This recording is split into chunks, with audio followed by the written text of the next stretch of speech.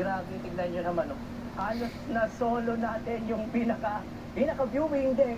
Kaya yung mapapayo ko sa inyo kung sakaling pupunta rin kayo dito, it's either via 4x4 na mga sasakyan or magte-trail din kayo katulad namin, best time po pumunta dito nang kukunti lamang po yung mga guests na umaakyat para makita yung viewing deck.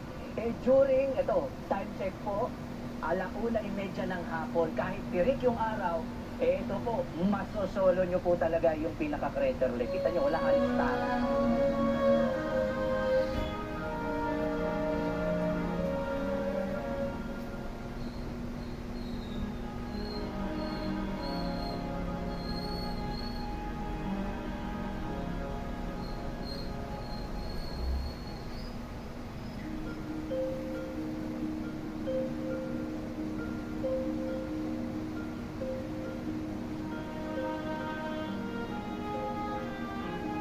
Ibang-iba ito sa personal na mga kapo, kaya sana kung magkakaroon kayo ng pagkakataon na makapagpinatubo trail, wag na wag yung palalagpasin dahil hindi lang po kayo makakakita ng mga magagandang tanawin dahil matutulungan nyo rin po yung mga Aita community na madadaanan nyo along the way hanggang marating nyo itong pinaka-viewing deck. Yung mga kaba natin sa makakapal na buhangin, nawala nung nakita ko. Kita nyo naman, ang ganda!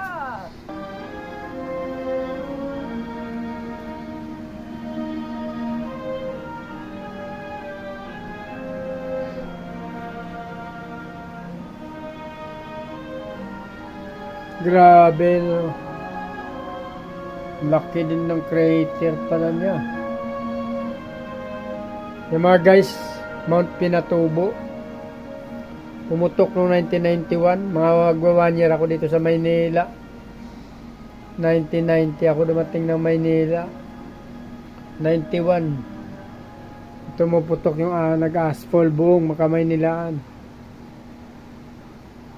Hindi man po ito yung unang pagkakataon na makakalapit tayo sa pinaka-crater ng isang aktibong bulkan dahil noong taong 2023, nabigyan tayo ng pagkakataon makarating sa pinaka-Blackbird crater, sa pinaka-aktibong bulkan dun sa may Bulusan, Sorsogon. At nung nakarang taong 2024, naakyat naman natin yung pinaka-crater ng pinaka-aktibong bulkan dun sa Rio ng Cagayan, yung Mount Kawa.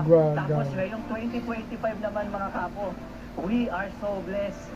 Itong Mount Pinatubo crater naman yung narating natin. Tingnan nyo yan! Woohoo!